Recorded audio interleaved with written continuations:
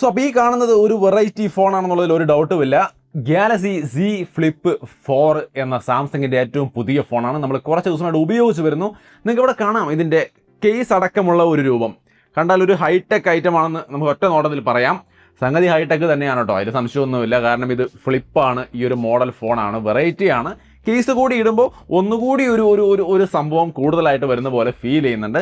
എന്തായാലും എന്തൊക്കെയാണ് ഇതിൻ്റെ കാര്യങ്ങൾ എന്നുള്ളത് വിശദമായിട്ട് തന്നെ ഞാൻ ഈ വീഡിയോയിൽ പറഞ്ഞു തരാം. ഇതൊരു ഇനീഷ്യൽ അൺബോക്സിംഗ് വീഡിയോ ആണ്. അൺബോക്സിംഗ് ആൻഡ് ഇനീഷ്യൽ ഇംപ്രഷനാണ്. കൂടുതൽ വിശദമായിട്ടുള്ള ഇതിൻ്റെ പ്രോസ് ആൻഡ് കോൺസ് എല്ലാം ഞാനിവിടെ ലിസ്റ്റ് ചെയ്യുന്നുണ്ട്.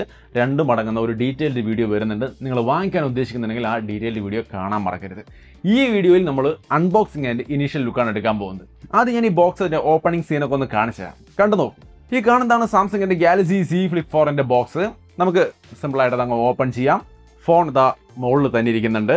നിങ്ങൾക്ക് ഇവിടെ കാണാം ഫോണിൻ്റെ ഒരു ലുക്ക്, ഒരു അടിപൊളി ലുക്കായിട്ടുണ്ട്. എനിക്ക് ഭയങ്കരമായിട്ട് ഇഷ്ടപ്പെട്ടു ഈ ഒരു ഫോണിൻ്റെ ഈ ഒരു കളറും അതേപോലെ തന്നെ ഈ ഒരു ലുക്കും ഡിസൈനും മൊത്തത്തിൽ കാണാൻ എനിക്ക് വളരെ നല്ല രീതിക്ക് ഇഷ്ടപ്പെട്ടു. നിങ്ങൾക്ക് ഇഷ്ടപ്പെട്ടോ ഇല്ലയോ നിങ്ങളാണ് അത് തീരുമാനിക്കേണ്ടത്.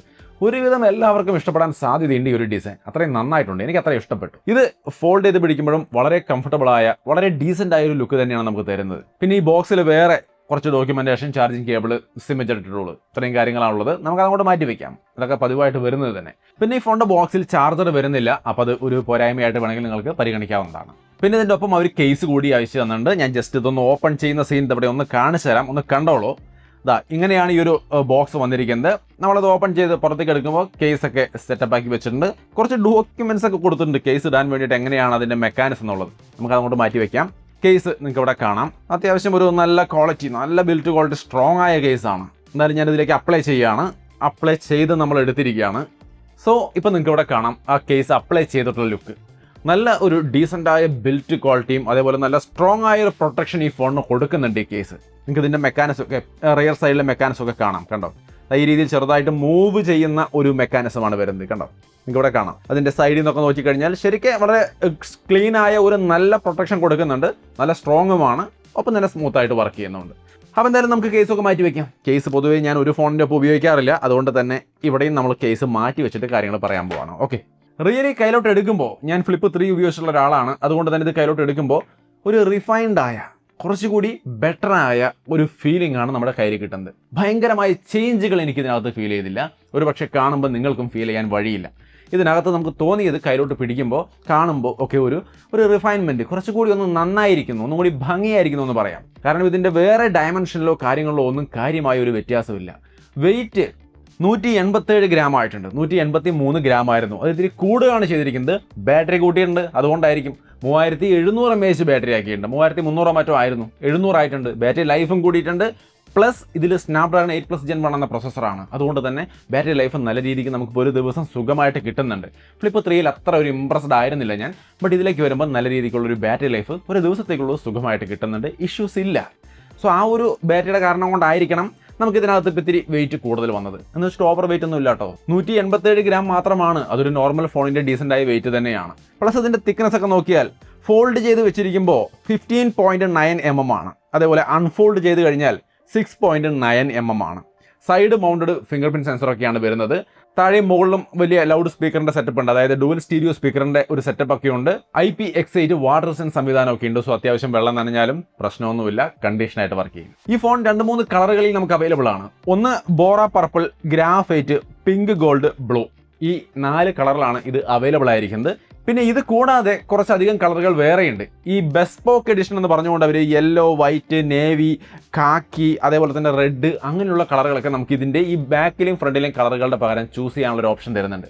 പ്ലസ് ഈ ഫ്രെയിമിലേക്ക് വന്നാൽ ബ്ലാക്ക്, സിൽവർ, ഗോൾഡ്, ഈ 3 കളറിൽ നമുക്ക് ഈ ഫ്രെയിമും കസ്റ്റമൈസ് ചെയ്യാം.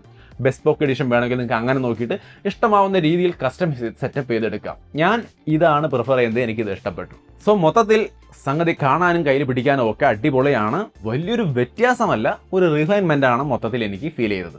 ഇനി ഇതിൻ്റെ ഡിസ്പ്ലേയും കാര്യങ്ങളൊക്കെ എത്രത്തോളം നന്നായിട്ടുണ്ടെന്ന് ചോദിച്ചു കഴിഞ്ഞാൽ ഇതിൻ്റെ മെയിൻ സ്ക്രീൻ വന്നിട്ട് 6.7 ഇഞ്ചാണ്. Full HD plus dynamic AMOLED 2x display ആണ് വരുന്നത്. 120 ഹെർട്സിൻ്റെ റീഫ്രഷ് റേറ്റ് ഒക്കെ വരുന്നുണ്ട്.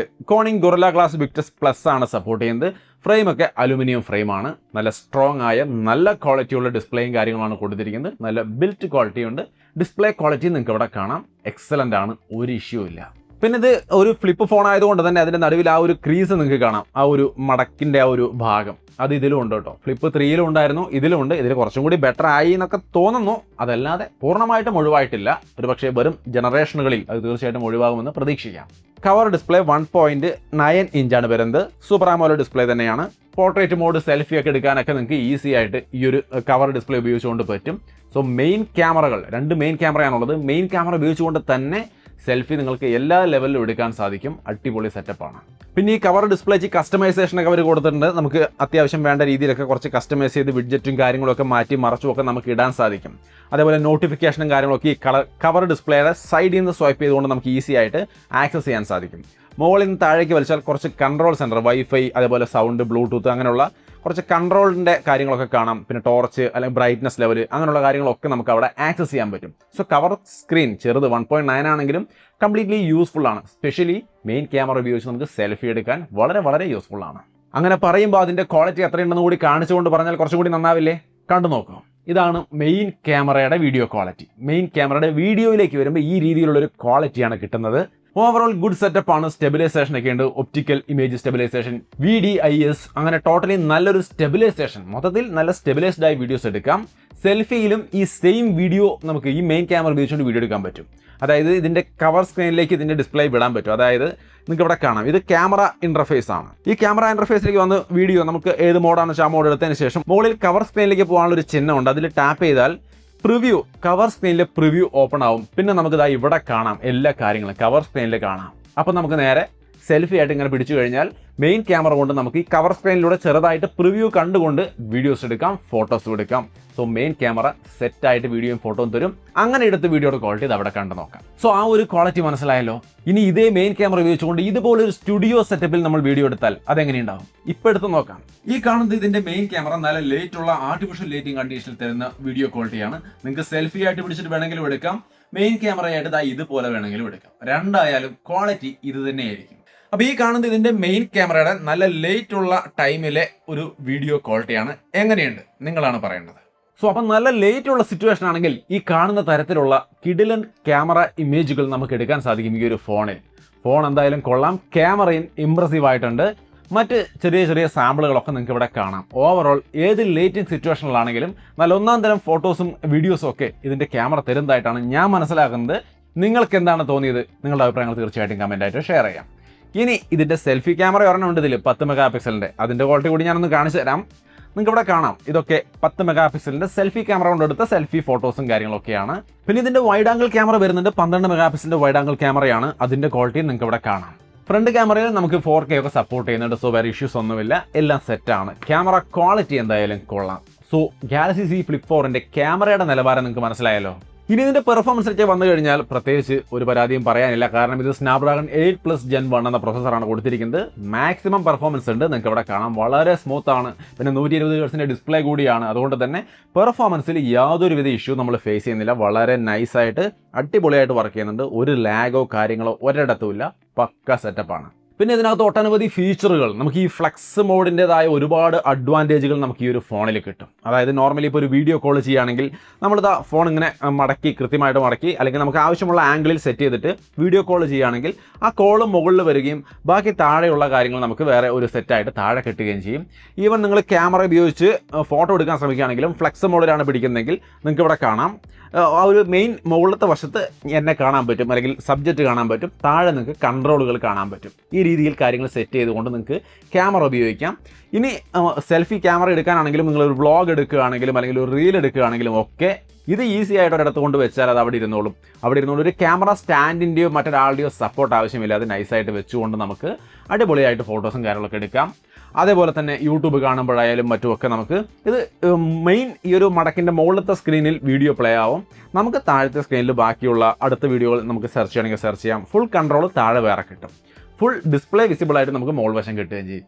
സോ ഈ ഫ്ലെക്സ് മോഡിൽ ഒരുപാട് നല്ല നല്ല യൂസ് നിങ്ങൾക്ക് തീർച്ചയായിട്ടും ഉണ്ടാവും. ഇനി ഇതിൻ്റെ ബാറ്ററി ഞാൻ നേരത്തെ പറഞ്ഞ പോലെ 3700 mAh ആണ്. ബാറ്ററി ലൈഫിൽ എനിക്കിപ്പോൾ വലിയ കുഴപ്പമൊന്നും തോന്നിയില്ല. ഒരു ദിവസമൊക്കെ സുഖമായിട്ട് കിട്ടി. ചാർജർ വന്നിട്ട് 25 വാട്ടിൻ്റെ ചാർജർ കൊടുത്തിട്ടുണ്ട്. തീർച്ചയായിട്ടും അതൊരു ബെറ്റർ ആയ കാര്യമാണ് ഫ്ലിപ്പ് 3യെ അപേക്ഷിച്ച്. അതേപോലെ വയർലെസ് ചാർജിങ് കൊണ്ട് 2.0 തന്നെ സപ്പോർട്ട് ചെയ്യുന്നത്. അതായത് 15 വാട്ടിൻ്റെ വയർലെസ് ചാർജിങ് സപ്പോർട്ട് ചെയ്യുന്നുണ്ട്. റിവേഴ്സ് വയർലെസ് ചാർജിങ്ങും ഈ ഒരു ഡിവൈസ് സപ്പോർട്ട് ചെയ്യുന്നുണ്ട്. സോ ടോട്ടലി ഒരു നല്ല ഫ്ലാഗ്ഷിപ്പ് ഫോണിൽ വേണ്ടുന്ന എല്ലാ ഫീച്ചേഴ്സും ഇതിനകത്ത് ഉൾപ്പെടുന്നുണ്ട്.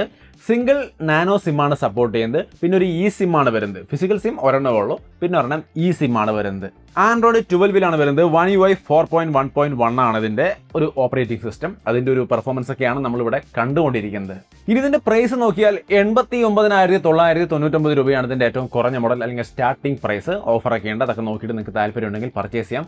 പർച്ചേസ് ചെയ്യാനുള്ള ലിങ്കും കാര്യങ്ങളും ഞാൻ തീർച്ചയായിട്ടും ഡിസ്ക്രിപ്ഷനിൽ കൊടുക്കുന്നുണ്ട്, ചെക്ക് ചെയ്യാം. പക്ക വാല്യൂ ഫോർ മണി ആണെന്ന് ചോദിച്ചു കഴിഞ്ഞാൽ ഞാനിപ്പോൾ ഇതിൻ്റെ പ്രോസ് ആൻഡ് കോൺസിൻ്റെ ഒരു ലിസ്റ്റ് ഉണ്ടാക്കുന്നുണ്ട്. മൊത്തത്തിൽ എൻ്റെ എക്സ്പീരിയൻസ് എന്താണെന്ന് അടുത്തൊരു ദിവസം ഒരു വീഡിയോയിൽ ഞാൻ തീർച്ചയായിട്ടും ഷെയർ ചെയ്യാം. യൂസ്ഡ് റിവ്യൂ കണ്ടു നോക്കുക, എന്നിട്ട് തീരുമാനിക്കുക നിങ്ങൾക്കിത് വേണോ വേണ്ടയോ എന്നുള്ളത്. ഇപ്പോഴേക്ക് ഞാനിത് എൻ്റെ കയ്യിൽ കിട്ടിയപ്പോൾ എനിക്ക് തോന്നിയ പ്രധാനപ്പെട്ട കാര്യങ്ങൾ, അതേപോലെ ഇതിനകത്ത് വരുന്ന പ്രധാനപ്പെട്ട ഫീച്ചേഴ്സ് കാര്യങ്ങൾ, അതൊക്കെയാണ് നിങ്ങൾക്ക് പരിചയപ്പെടുത്തി തന്നത്. യൂസ്ഡ് റിവ്യൂ അത് വരുന്നുണ്ട്, കാണാൻ വേണ്ടിയിട്ട് നമ്മുടെ ചാനൽ മറക്കാതെ സബ്സ്ക്രൈബ് ചെയ്തിരിക്കുക. അതേപോലെ ഈ വീഡിയോ ഇഷ്ടപ്പെട്ടാൽ ലൈക്ക് ചെയ്യാനും ഷെയർ ചെയ്യാനും മറക്കണ്ട. വീണ്ടും ഒരു വീഡിയോ ആയിട്ട് കാണാം. ബൈ.